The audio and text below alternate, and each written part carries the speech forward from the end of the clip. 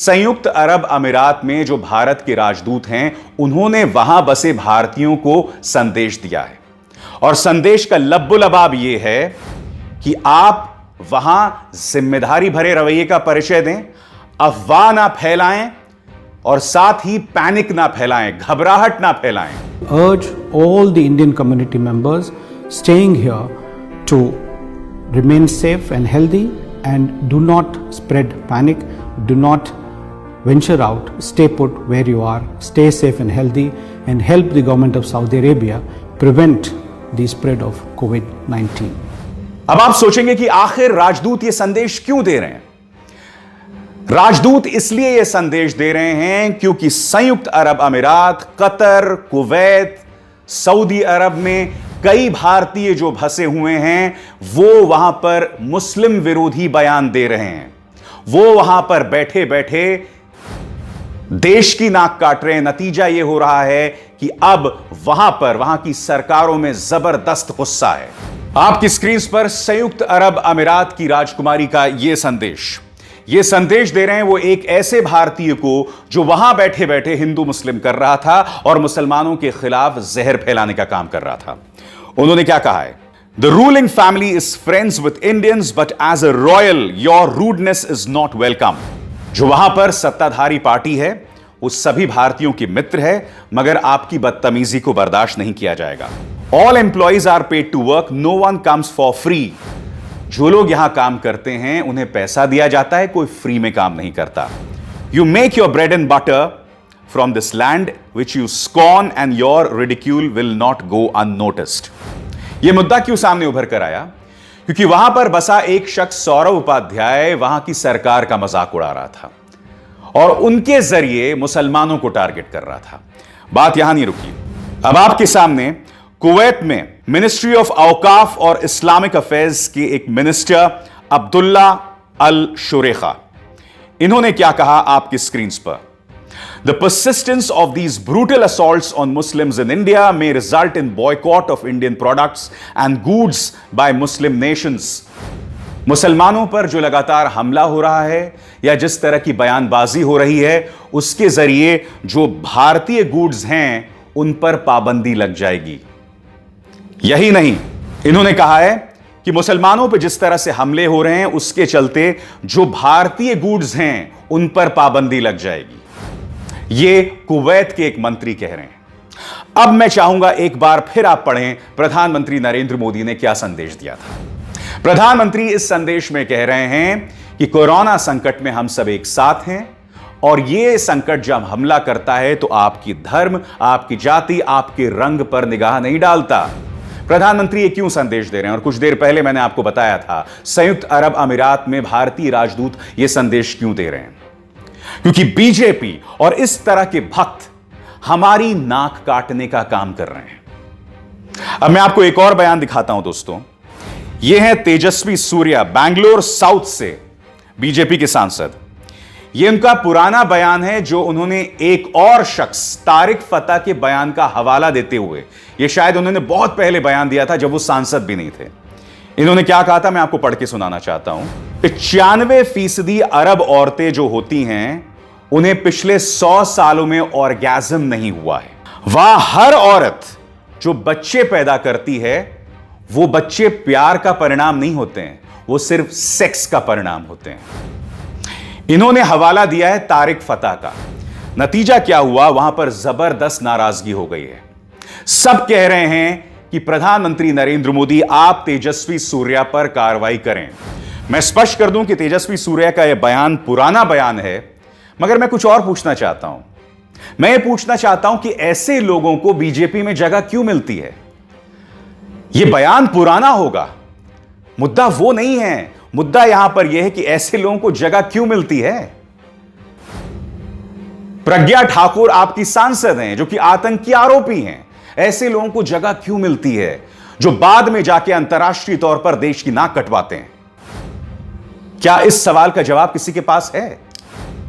तेजस्वी सूर्या के इस पुराने बयान को लेकर इस वक्त मध्य पूर्व के कई देशों में नाराजगी है। कई लोग कह रहे हैं कि हम इसे बर्दाश्त नहीं करेंगे और अगर इसे कभी विदेश मंत्रालय में शुमार किया गया बतौर मंत्री तो हम इसका प्रवेश वर्जित कर देंगे अपने अपने देशों में। बाद में तेजस्वी सूर्या को यू टर्न लेना पड़ा और उन्हें अपने इस ट्वीट को हटाना पड़ा, डिलीट करना पड़ा। यही नहीं, कुछ देर पहले मैंने आपके सामने कुछ ट्वीट्स पेश किए थे जिसमें संयुक्त अरब अमीरात या कतर में या कुवैत में बसे कुछ भारतीय जहरीले बयान दे रहे थे। उन्हें भी जब धमकी मिली तो अपने ट्वीट्स इन्होंने डिलीट कर दिए। मैं आपसे कुछ और कहना चाहता हूं, अगर आपको लगता है कि आपने वाकई कोई बहुत महान बात की है तो आप उसे हटा क्यों रहे हैं, आप डिलीट क्यों कर रहे हैं? जो वहां पर इस्लामिक कानून है, आप उसके हिसाब से कानून का सामना क्यों नहीं करते हैं? आप सावरकर आसनम क्यों कर रहे हैं?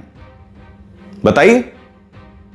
मैं फिर आपके सामने रखना चाहूंगा प्रधानमंत्री का वो बयान जिसमें प्रधानमंत्री कह रहे हैं कि कोरोना संकट में हम सब एक साथ हैं, क्योंकि यह संकट ना किसी का धर्म देखता है, ना किसी की जाति, ना किसी का रंग।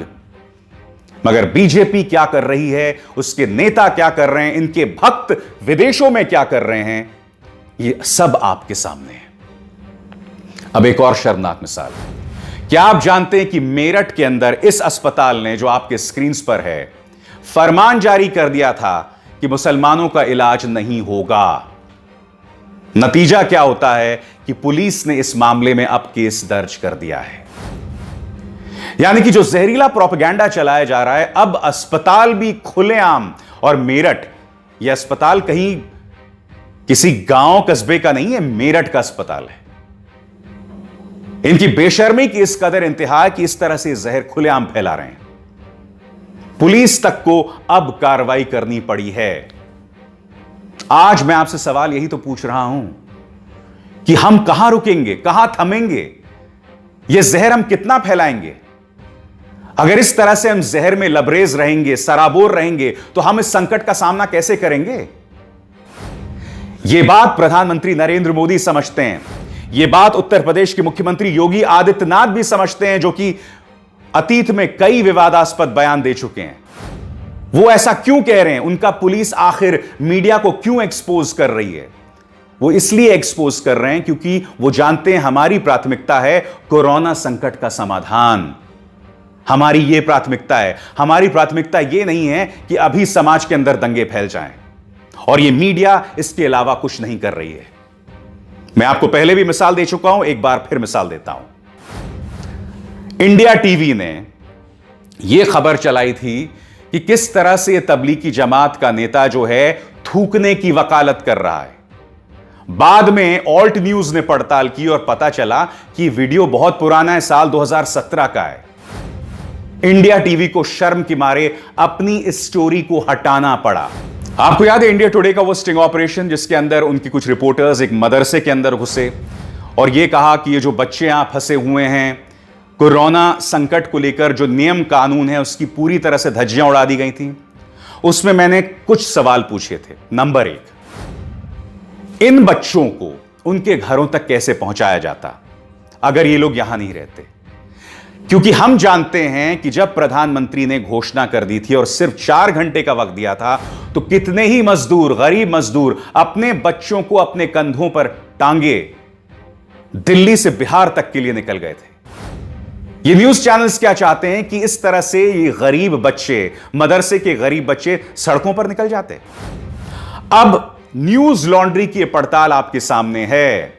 न्यूज लॉन्ड्री की इस पड़ताल में यह बात सामने उभर कर आई है कि जो भी दावे किए गए थे इसमें वो सरासर झूठे हैं, और यह दावा कोई और नहीं बल्कि दिल्ली पुलिस के मुलाजिम कर रहे हैं। दिल्ली पुलिस के मुलाजिम न्यूज लॉन्ड्री की इस खबर के मुताबिक यह कह रहे हैं कि जिस तरह के दावे स्टिंग ऑपरेशन में किए थे वो सरासर गलत थे। तो क्या इंडिया टुडे इस सवाल का जवाब देगा कि इस वक्त आपको स्टिंग ऑपरेशन करने की क्या जरूरत थी? बताइए। आज हमारी मीडिया, सत्ताधारी बीजेपी के कुछ छुटभैया नेता सरासर कोरोना संकट के खिलाफ हमारी जंग को कमजोर कर रहे हैं। न सिर्फ कमजोर कर रहे हैं बल्कि प्रधानमंत्री नरेंद्र मोदी के हाथ भी कमजोर कर रहे हैं। वो संदेश एक बार फिर आपकी स्क्रीन पर, और यह संदेश मैं आपको क्यों बार बार दिखा रहा हूं, ताकि आप समझ जाएं कि कोरोना संकट का हल हिंदू मुस्लिम करके नहीं होने वाला है। ये जो तमाम मिसालें सामने उभर कर आ रही हैं, वो सिर्फ देश के माथे पर बदनामी लगा रही हैं और कुछ नहीं। ये सरल सी बात आप कब समझेंगे? खैर, बेबाक में बस इतना ही। मेरी आप सबसे अपील कि इस कार्यक्रम को ज्यादा से ज्यादा लोगों तक पहुंचाएं, इसे लाइक करें, शेयर करें और द लाइव टीवी को सब्सक्राइब करें। नमस्कार। लाइव टीवी, सच सबसे आगे।